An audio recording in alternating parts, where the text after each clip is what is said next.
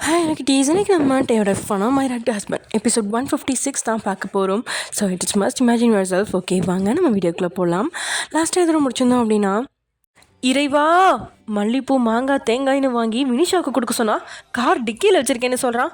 அவளுக்கு பிடிச்ச மெலடி பாட்டு போட்டு வைப் பண்ணணும்னு சொன்னால் அவள் குத்து பாட்டு போட்டான்னு எஃப்எம் பிடிங்கி அடிச்சிட்டேன்னு சொல்கிறான். இதில் ரெண்டையும் துரத்தி விட்டதை வேற சொல்கிறானே. இவனை என்றைக்கு ரொமான்டிக் பர்சனாக மாற்ற போகிறேனோ, இவனுக்கு பிளான் போட்டு கொடுக்கறதுக்கு 4 எரும மாட்டை மேய்க்கலாம் போல இருக்குது அப்படின்னு தியா ஆதங்கமாக கத்திட்டு இருக்கும்போது தான் தூரத்துலேருந்து மூச்சு இறக்க வினிஷாவும் சூடாமணியும் நடந்து வந்துட்டுருக்காங்க. ஆனால் ரெண்டும் வேதனையில் வர மாதிரி இல்லை. கை நிறைய தின்பண்டங்களை வச்சுக்கிட்டு கரிச்சுக்கிட்டே ஊட்டியை சுற்றி பார்க்க போகிறேன் அப்படின்னு வினிஷாவும் சூடாமணியும் சுச்சுவேஷனுக்கு ஏற்ற மாதிரி மாற்றி அந்த பாட்டு பாடிக்கிட்டே வாய் நிறைய பலகாரங்கள்லாம் வச்சு அணில் மாதிரி கொறிச்சிக்கிட்டு ரெண்டும் கருணை கொடூரமாக பாடுறதை கேட்டால் அந்த பக்கமாக பைக்கில் போகிறவங்க கூட பைத்தியம் பிடிச்சி மழையிலேருந்து கீழே விழுந்துருவான் போல். அப்படி இருக்கு. 50 அடி தாண்டி இருக்கிற தியாவுக்கே 2 பேர்த்தோட குரல் வெள்ளத்தில் காதுக்குள்ளே ஈயத்தை காய்ச்சி ஊற்றுற மாதிரி இருக்குது.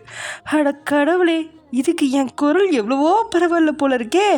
இப்போ தான் புரியுது ஆரி எதுக்கு இதுங்களை துரத்தி விட்டான்னு அப்படின்னு தியா யோசிச்சு முடிக்கிறதுக்குள்ளே ஆரி அங்கே உஷாரா காதில் ஹெட்ஃபோனை மாட்டிக்கிட்டான். அதுக்குள்ளே தியாவோட பக்கத்தில் முட்டிக்கால் போட்டு உட்காந்து ரித்திக், சூடாமணி செம்மையாக போடுறாள்ல, அவளுக்கு இப்படி ஒரு திறமை இருக்கிறது எங்கள் அம்மா அப்பாவுக்கு தெரிஞ்சிருந்தா இந்நேரத்துக்கு யூடியூப் ஃபேஸ்புக்கிலலாம் அதை போட்டு அவளை என்கரேஜ் பண்ணியிருப்பாங்க அப்படின்னு ஆத்மாத்மா சொல்கிறான். அதிர்ந்து ரித்திக்கோட பக்கம் தலையை திருப்பினதியா, அட கருமமே, இது ஒரு குரலா? ஒன்று காக கரையிற மாதிரி கரையுது, இன்னொன்று கழுத கத்துற மாதிரி கத்துது. இதை மட்டும் ஃபேஸ்புக்கில் போட்டால் கண்டிப்பாக உன் குடும்பம் பைத்தியம்னு இந்த உலகம் ஒத்துக்கும்டா. ஆனால் இதுலேயும் ஒரு நல்லது இருக்குது. உன்னால் பணம் சம்பாதிக்க முடியலன்னு ஃபீல் பண்ணியே 2 பேரும் ஆளுக்கு ஒரு தட்டோட ரோட்டில் போய் நின்னா உன் ஆள் சூப்பராக பாட்டு பாடியே ரோட்டில் போகிறவங்கள மிரட்டி பணம் சம்பாதிச்சு தந்துடுவா. உன் குடும்பத்துக்கு ஏற்ற மகாலட்சுமி ஆவாதான் அப்படிங்கிற புலம்பலோட ரித்திக்கோட தோள்பட்டையில் அழுத்தி பிடிச்சி எழுந்து நிற்கிறா தியா. ஏன் இவங்க இப்படி சொல்கிறாங்க? சூடாமணியோட குரல் அழகாக தானே இருக்குது, கோயில் குக்கூன்னு கத்துற மாதிரியில் இருக்குது, ஏன் இவங்களுக்கு அதை ரசிக்க தெரியல அப்படின்னு காதல் மயக்கத்தில் சூடாமணியை பார்க்குறான் Hrithik. Hari, I am really sorry. நீ அவங்கள இறக்கி விட்டுட்டேன்னு சொன்னதுனால ஒரு நிமிஷம் நான் உன்னை தப்பாக நினச்சிட்டேன். எனக்கு தெரிஞ்சு நீ இதுங்களை இறக்கி விட்டுருக்கக்கூடாது, மலையிலேருந்து கீழே பிடிச்சி தள்ளி விட்டுருக்கணும். நானாக இருந்தால் அதை தான் பண்ணியிருப்பேன் அப்படின்னு தியாவே புலம்பிகிட்டு இருக்கா. அவங்க 2 பேரும் தியா பக்கத்தில் வந்து சேர்றாங்க. வந்து சேர்ந்து அடுத்த நொடி ஆரியை பற்றி கண்ணா பின்னான்னு ரெண்டும் பயங்கரமாக கம்ப்ளைண்ட் சொல்ல இதெல்லாம் பொறுமையாக கேட்டு முடிச்சுட்டு, சரி சரி விடுங்க, நீங்கள் என்ன தொலைஞ்சா போயிட்டீங்க, பத்திரமா தானே வந்தீங்க, அப்புறம் எதுக்கு ஃபீலிங்கு அப்படின்னு தியா சொல்லவும், மணி உனக்கு இன்னும் ஸ்நாக்ஸ் வேணுமா, வாங்கி தரவா அப்படின்னு கேட்குறான் ரித்திக். வேணாம் சூப்பர்மேன், நீங்கள் தந்த 1000 ரூபாய் என்கிட்ட அப்படியே இருக்குது. இந்த ஸ்நாக்ஸ்லாம் வர வழியில் ஒரு அண்ணா இனாமாக தந்தார். அது மட்டும் இல்லை, எங்கள் தலையில் மல்லிப்பூ இருக்கே, இதையும் வர வழியில் ஒரு அக்கா இனாமாக தந்தாங்க. நாங்கள் 2 பேரும் போட்டிருக்க ஹேண்ட்பேக் கூட இனாமாக ஒரு கடைக்காரர் தந்தார். ஊட்டியில் இருக்கிறவங்களுக்கு தாராள மனசு அப்படின்னு புகழ்ந்து தள்ளுறா சுடாமணி. 5 லட்சம் மதிப்புள்ள லூயிஸ் வில்டன் ஹேண்ட்பேக்கை ஃப்ரீயாக தந்தாங்க. அப்படிங்கும்போதே தியா ரித்திக்கோட பார்வை ஆரியோட பக்கம் தான் போகுது. தனக்கும் இதுக்கும் எந்த சம்மந்தமும் இல்லை அப்படிங்கிற மாதிரி ஆரி நிற்கிறான். சரி சரி, நீங்கள் 2 பேரும் அந்த பக்கமாக உள்ளே போய் முதல்ல சாப்பிட்டு கையை கழுவுங்க. அப்புறம் ரித்திக் நீ அவங்க கூட போ, நான் வரேன் அப்படின்னு ரித்திக்கா அவங்களோட அனுப்பி வைக்கிறான் தியா. சுடாமணி ஆரியை பார்த்து உதட்ட வெடுக்குன்னு திருப்பிக்க வினிஷாவோ தலையை வெடுக்குன்னு திருப்பிக்கிட்டு போகிறா. என்ன பிரயோஜனம்? அதை கண்டுக்கிற மாதிரியே இல்லை ஆரி. அவங்க போனதும், என்ன பண்ணுற ஆரி, எதுக்கு எல்லாம் ஃப்ரீயாக யாரோ கொடுக்குற மாதிரி கொடுத்த? நீ ஏன் நேரடியாக கொடுத்துருக்க வேண்டியது தானே? இதெல்லாம் உனக்கே டூ மச்சா தெரியலையா அப்படின்னு தியா கேட்கவும், இல்லை அப்படின்னு தலையாட்டிக்கிட்டே காதில் இருந்த ப்ளூடூத்தை உருவினவன், இங்கே தான் தியா லாஜிக் இருக்குது. நீ நல்லா பிளான் தந்த, பட் ஒர்க் அவுட் ஆகாது. நான் நேராக மல்லிப்பூவை வினிஷாவுக்கு வாங்கி கொடுத்துருந்தா தூக்கி வெளியே வீசியிருப்பா. நான் வாங்கி கொடுக்குற ஸ்நாக்ஸையும் சாப்பிட மாட்டா, சீன் போடுவா. இப்போது என் மனசும் நிறைஞ்சிருச்சு, அவன் மனசும் நிறைஞ்சிருச்சு, எனக்கு அது போதும் அப்படின்னு அவன் திருப்தியாக தான் சொல்கிறான். எதிர்பார்ப்பு இல்லாமல் எப்படியும் ஒரு காதலா இப்படி எல்லாரும் இருந்துட்டா விவாகரத்தே வராதோ அப்படின்னு தியாவுக்கே புல்லரிச்சு போயிடுச்சு. அட ஆரி பூரி, உனக்கு எக்ஸ்பெக்டேஷன் இல்லைன்னு புரியுது, அதுக்காக இவ்வளோ அளவனாக இருக்காத, உன் தலையில் மிளகா அரைச்சிருவாங்க ஜாக்காத அப்படின்றா தியா. நோ வே, என் தலையில் மிளகா அரைக்க இன்னொருத்த பிறந்து தான் வரணும். ஓசியில் கிடைச்சதான் நினச்சி வாங்கிக்கிட்டாலும் புரிய வேண்டியவங்களுக்கு அது யார் கொடுத்தாங்கன்னு புரிஞ்சிருக்கும். நீ தானே சொன்னதியா, நீ யார், அவளுக்காக போலியாக நடிக்காத அப்படின்னு. அப்படி நடித்தா உன்னையும் ஏமாற்றி அவளையும் நீ ஏமாத்துற மாதிரி இருக்கும். உன்னுடைய ரியாலிட்டியை அவள் புரிஞ்சுக்கிட்டு காதலிக்கணும்னு சொன்னல, அதை தான் நான் பண்ணுறேன். எனக்கு குத்துப்பாட்டு பிடிக்காதுன்னு இப்போ அவளுக்கு புரிஞ்சிருக்கு. So don't feel bad, I know how to protect my love and life. Be happy Diya, come let's go அப்படின்னு யதார்த்தமாக தான் சொல்கிறான். என்ன இது, இப்போ தான் கொஞ்ச நேரத்துக்கு முன்னாடி இவனை ஒரு மக்குன்னு நினச்சேன்.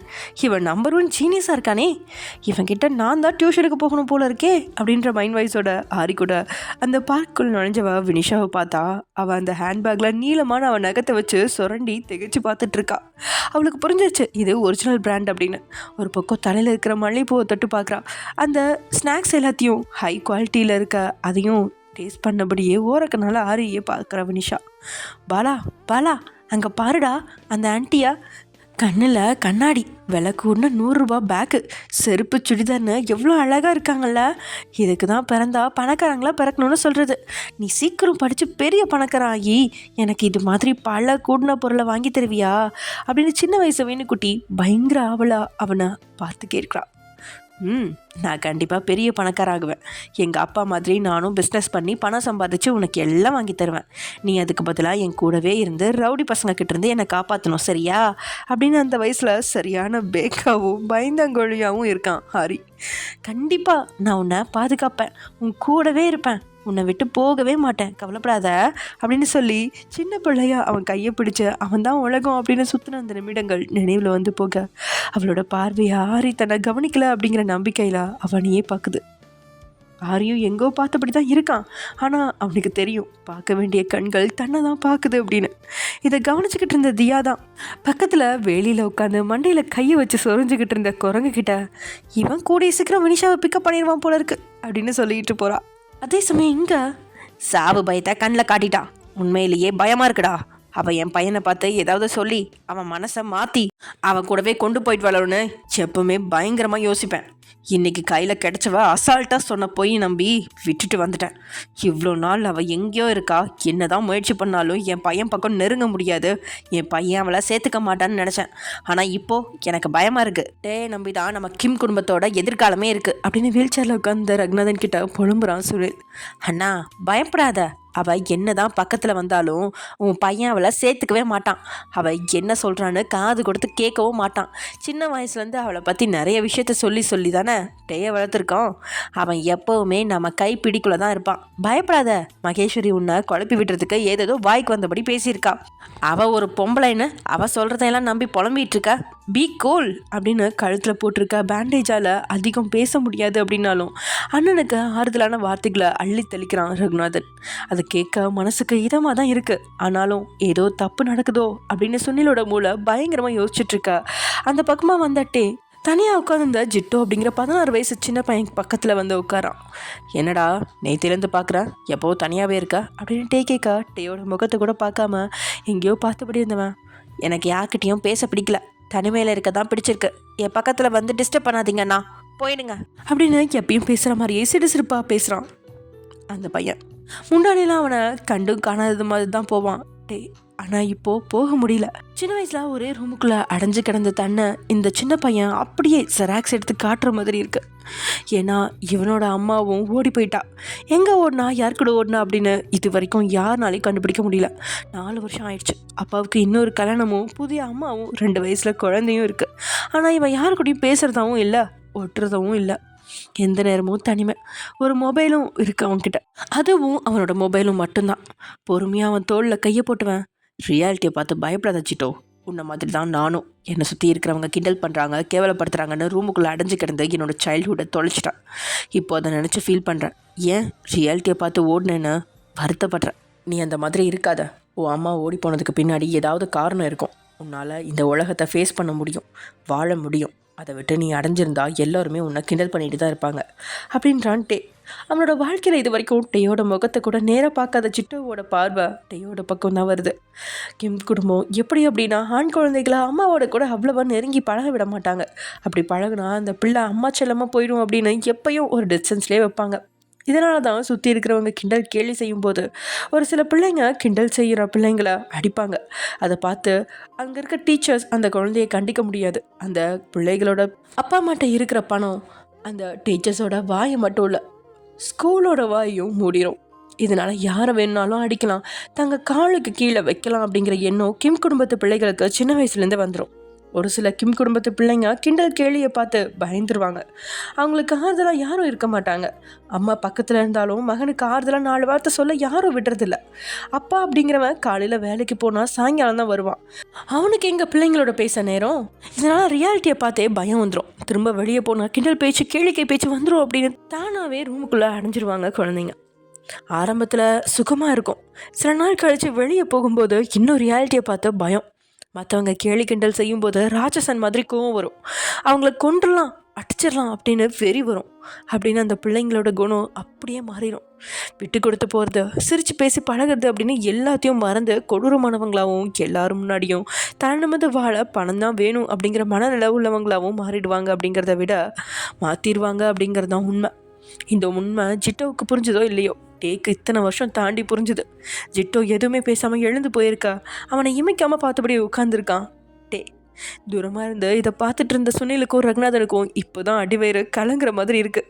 ஆக்சுவலி அந்த பார்க்கை மொத்தமாக இன்றைக்கி ஒரு நாள் மட்டும் கிம் குடும்பம் ரெஜிஸ்டர் செஞ்சிருந்ததால் வேறு யாரும் வெளியிலேருந்து உள்ளே வர அனுமதி கிடையாது. எல்லா பக்கமும் தேவையான பாதுகாப்பை மயூர் ஏற்பாடு செஞ்சுட்டதால அங்கேயே எல்லாரும் சுற்றி தெரியா ஆரி ஒரு ஓரமாக லேப்டாப்பை வச்சு வேலையை செஞ்சபடி இருக்கான். தியா ஒரு ரவுண்டு சுற்றி பார்த்துட்டா. அவளுக்கு இது மாதிரி ஒரு பார்க்குக்கெலாம் வர்றது, பூக்களை பார்த்ததும் ஐயோ சூப்பராக இருக்குது, வாவ் அமேசிங் அப்படின்னு சொல்கிறதெல்லாம் பிடிக்காது. ஏதோ வந்துட்டா, அதுக்காக ஒரு ரவுண்டு பார்த்துட்டோம், இனி கால் வலிக்குது அப்படின்னு அவள் மட்டும் இல்லை, ரித்திக்கும் உட்காந்துட்டான். பெரும்பாலான ஆண்களும் ஒரு ரவுண்டு சுற்றி பார்த்துட்டு வந்து உட்காந்துட்டாங்க. ஆனால் அந்த இடத்துல சலிப்பே இல்லாமல் சுற்றிட்டு இருந்தது லக்ஷ்மி, கண்ணம்மா, நீங்கள், வினிஷா, சுடமணி மட்டும்தான். அத்தை நேரம் நில்லுங்க, இப்படி போஸ் கொடுங்க. வினிஷா உன் அம்மாவை கட்டிப்பிடி. வேணாம் கன்னத்தில் உமா கொடு. சுடாமணி கொஞ்சம் விலகி நில்லு. கண்ணம்மாக்கா வெயில மறைச்சிட்டு நில்லுங்க அப்படின்னு டேயோட மொபைலை வச்சு நீங்கள் கொடுக்குற பில்டப் பயங்கரம் தான். உங்களையும் ஒரு ஃபோட்டோகிராஃபர் அப்படின்னு நம்பி பொண்ணுங்க மாறி மாறி ஃபோட்டோவுக்கு போஸ் கொடுக்க ஒரு மாதிரி சுமாராக எல்லா ஃபோட்டோவையும் எடுத்து டேயோட மொபைலை நிரப்பிட்டு இருக்கீங்க. நீங்கள் எங்கெல்லாம் பூக்களை பறிக்காதீர் அப்படின்னு எழுதியிருக்கோ அதெல்லாம் பொண்ணுங்களோட கண்களுக்கு தெரியறதே கிடையாது. ஒரு சில பூவை பறித்து முகந்துட்டு தலையில் வச்சுக்கிறாங்க. செடிகளுக்கு இடையில் நுழைஞ்சு ஃபோட்டோவுக்கு போஸ் கொடுக்கறது, ஒரே இடத்த 50 முறை சுற்றி பார்த்தாலும் சலிப்பே இல்லாமல் சுற்றி திரியிறது அப்படின்னு சுதந்திர காற்றை உணர்ந்துட்டுருக்காங்க.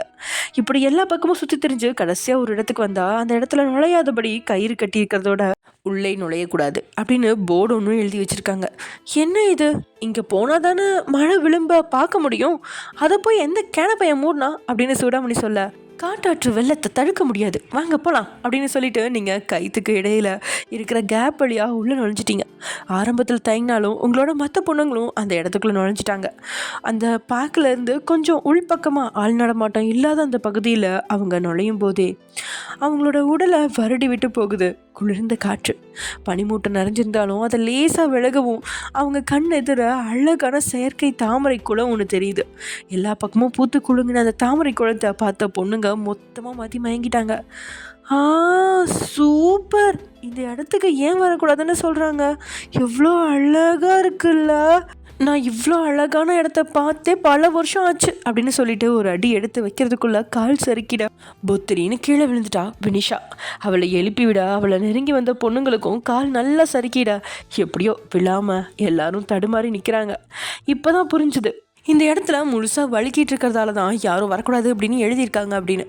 எப்படியோ வினிஷாவை எழுப்பி விட்டு, இது ரொம்ப ஆபத்து, நம்ம யாரும் இங்கே நிற்க வேணாம், வாங்க போகலாம் அப்படின்னு பொண்ணுங்க வர மறுத்தாலும் அவங்கள வற்புறுத்தி அங்கேருந்து அழைச்சிட்டு போயிட்டா லக்ஷ்மி. வெளியே வந்து இன்னொரு பக்கமாக ரோஜா தோட்டத்தை சுற்றி பார்த்தா எல்லாருமே போகிற நேரத்தில், அத்தை மொபைலை வாசலில் மறந்து வச்சு வந்துட்டேன், நான் எடுத்துகிட்டு வந்துடுறேன், நீங்கள் போயிட்டே இருங்க அப்படின்னு சொல்லிட்டு மொபைலை எடுக்க போன மாதிரி அங்கேருந்து வந்த உங்களுக்கு தான் ஒரு கெட்ட பழக்கம் இருக்கே, பூக்களை பார்த்தாலே பறித்து வைக்கணும் அப்படின்னு. அதனாலேயே ஆட்கள் இல்லாத அந்த இடத்துக்குள்ள நுழையிறீங்க. நல்லா காட்கள் வலிக்கினாலும் ஓரளவுக்கு பார்த்து பக்குவமாக காலை வச்சு பொறுமையாக தாமரை குளத்துக்கு பக்கத்தில் வந்த நீங்கள் அந்த பூவை தொட்டு பார்க்குறீங்க. உங்கள் ஊரில் இருக்கிறம்போது தாமரையெல்லாம் சாதாரண விஷயம். ஊரில் 10 குளம் இருக்குது அப்படின்னா அதில் 5 குளத்தில் தாமரை தான் நிரம்பி கிடக்கும். ஆனால் என்னைக்கு சென்னைக்கு வந்தீங்களோ அன்னையிலேருந்து பிளாஸ்டிக் தாமரை தான் பார்த்துட்ருக்கீங்க. குளத்தையெல்லாம் பார்க்கவே முடியாது சென்னையில். ஸோ அதை மெதுவாக தொட்டு வருடி முடிச்சு நீங்கள் மொபைலை எடுத்து தாறு மர ஃபோட்டோவையும் நீங்கள் எடுத்துகிட்டு இருக்கும்போது தான் யாரோ உங்களுக்கு பின்னாடி வந்து நிற்கிற சத்தம் கேட்குது. அந்த ஷூவோட சத்தத்தை கேட்கும்போதே உங்களோட கண்கள் பயந்துருச்சு. பதட்டத்தோடு எழுந்த நீங்கள் என்னங்க நான் வழி மாறி இந்த பக்கம் அப்படின்னு திரும்பி பார்த்த உங்களுக்கு தான் முன்னாடி நிற்கிறது டே கிடையாது வேற யாரோ அப்படின்னு புரிஞ்சிருச்சு. யார் இது, எதுக்கு தண்ணியை பார்க்குறான் அப்படின்னு நீங்கள் யோசிக்க உங்களுக்கு முன்னாடி நின்னவன் கையில் இருக்கிற மொபைலில் இருக்கிற ஃபோட்டோவையும் உங்களையும் பார்த்து ரெண்டும் ஒரே நம்பர் தான் அப்படின்னு உறுதிப்படுத்திட்டு உங்களை பிடிச்சு பின்னோக்கி தள்ளி விட்டுட்டான். நீங்கள் வேற அந்த குளத்தோட விளிம்பு நின்றுட்டுருக்க அவன் தள்ளி விடவும் டக்குன்னு நீங்கள் அப்படியே கவிழ்ந்து தண்ணிக்குள்ளே விழுந்துட்டீங்க. உங்களுக்கு நல்லாவே நீச்சல் தெரியும், அசால்ட்டாக எவ்வளோ பெரிய ஆழத்தையும் கடந்து வந்துடுவீங்க, அந்தளவுக்கு திறமைசாலி தான் நீங்கள். ஆனால் இங்கே உங்களோட நீச்சல் திறமை வேலை செய்யாது.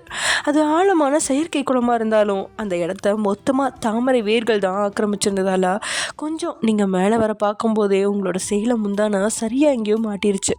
சேலையை கழட்டிட்டு தண்ணியிலேருந்து வெளியில் வரலாம் தான், ஆனால் அப்போது உங்களுக்கு அந்த யோசனை தோணலை. மூச்சை இழுத்து பிடிச்சி தண்ணிக்குள்ளே மறுபடியும் முழுங்க நீங்கள் சேலை முந்தானியை இழுக்க பார்த்தா கால் வசமாக மாட்டிருச்சு வேர்களில். நீங்கள் வேற கால் அசைச்சு உருவ முயற்சிக்கும் போது சுத்தமாக காலை அசைக்க முடியாத அளவுக்கு காலை சுற்றி வேர்கள் படர நல்லாவே பயந்துட்டீங்க. இனி போராட முடியாது அப்படின்னு முடிஞ்ச அளவுக்கு மேலே வர பார்த்தா தலை மட்டும்தான் மேலே வருது, மீதி உடல் தண்ணியிலேருந்து உயரவே இல்லை. என்னங்க என்னங்க ஹெல்ப், யாராவது காப்பாத்துங்க அப்படின்னு அலறி கத்துறீங்க. யாரோ அந்த இடத்துல இல்லாமல் போக நீங்கள் காலை உருவ முயற்சிக்கிறதால வேர்கள் உங்களை உள்பக்கமாக இழுத்ததில் மொத்தமாக தண்ணியில் மூழ்கிட்டீங்க. மூச்சு விட முடியாமல் திணறி போன உங்களோட சுவாசம் தடைப்பட்டு தண்ணியை குடிச்சு நீங்கள் அரை மயக்கத்துக்கு போக மிதந்துட்டு இருந்த உங்களோட 2 கைகளையும் பிடிச்சிக்குது 2 வேற வேற கைகள். பட்டுன்னு பலமாக இழுத்து உங்களை வெளியே தூக்கி எடுக்கிறாங்க டேயும் ஆரியும். லேசான மயக்கத்தில் இருந்த உங்களோட வயிற்றில் லேசாக கையை வச்சு அழுத்தும் போதே குடிச்ச தண்ணியெல்லாம் வெளியே வந்து கண்ணை திறந்த நீங்கள் பயந்து போய் டேயோட கழுத்தை சுற்றி கையை போட்டு இறுக்கமாக பிடிச்சி அவன் தோள்பட்டையில் தலையை வச்சு ஆழமாக மூச்சு விடுறீங்க. உங்களோட முதுகு தடவி விட்டபடியே என்னடியாச்சு, எதுக்கு இந்த பக்கத்தில் வந்தா, எப்படி உள்ளே விழுந்தா அப்படின்னு கோபமாக கத்துன டேயோட கண்களில் அவ்வளோ பயமும் இருக்குது. நல்ல வேலையா நீங்கள் அந்த பக்கம் தனியாக போனதை ஆரி பார்த்து டே கிட்ட சொல்லிட்டான். அவன் மட்டும் பார்க்கல அப்படின்னா அவ்வளோதான் உங்களோட நிலைமை. நீங்கள் இல்லை அப்படின்னா தன்னோட வாழ்க்கையே இல்லை அப்படிங்கிற அளவுக்கு டே நல்லாவே பயந்துட்டான் அப்படிங்கிறத அவன் கண்களே சொல்லியிருக்க. இதை காரில் போயிட்டு இருந்த ஒருத்தன் மொபைலில் பார்த்து பயங்கர சந்தோஷமாக சிரிச்சிட்ருக்கான். வாயில் அந்த சிகரெட்டை இழுத்து புகைச்சு ஊதுனவன், ஹே காய்ஸ் பாருங்க, எல்லாரும் பாருங்க, டேயோட கண்ணில் மரண பயம் தெரியுது. 5 வருஷம், எக்ஸாக்ட்லி 5 வருஷம் டேயோட வீக் பாயிண்ட் என்னன்னு கண்டுபிடிக்கிறதுக்கு எனக்கு தேவைப்பட்டுச்சு. இப்போ சுலபமாக தெரிஞ்சு போச்சு, அவன் பொண்டாட்டி தான் அவனோட வீக் பாயிண்ட். பாருங்க, எல்லாரும் பாருங்க, என்னோட சிஸ்டரை ஏமாற்றி என் சொத்தை மொத்தமாக ஆட்டையை போட்ட டே கிம் டேயாங்கோட கண்ணில் இருக்கிற பயத்தை பாருங்க. வெளியுலகத்துக்கு தன்னோட முகத்தையே காட்டாமல் மறைச்சி வச்சுருந்த டேயோட மச்சான் ஹாரியபாலனையும் பாருங்க அப்படின்னு சொல்லிக்கிட்டு மொபைலை தனக்கு முன்னாடி இருந்தவங்க கிட்ட காட்டுறான். ஆனால் அந்த காரில் இருந்த டிரைவரை தவிர வேறு யாருக்குமே உயிரே இல்லை. எப்பயோ தன்னோட துப்பாக்கியோட தோட்டாவால் அந்த காரில் இருந்த தன்னோட துரோகிகளை கொண்டுட்டான் அந்த புதிய வில்லன். இது என்னடா புது வில்லன், ஐயோ போகிற இடமெல்லாம் உரண்டு இழுத்து வச்சா அப்படிதான் இருக்கும் பாரு. போகிற இடத்துலாம் எவனோ ஒருத்தன் வந்துடுறான் உங்களுக்குன்னு, என்னடா பண்ணி தொலைகிறீங்க. சரி ஓகே ஃப்ரெண்ட்ஸ், இதோட இந்த எபிசோட முடிச்சுக்கலாம். நெக்ஸ்ட் எபிசோட நடக்க போகுது அப்படிங்கிறத நெக்ஸ்ட் எபிசோட பார்க்கலாம். Okay bye.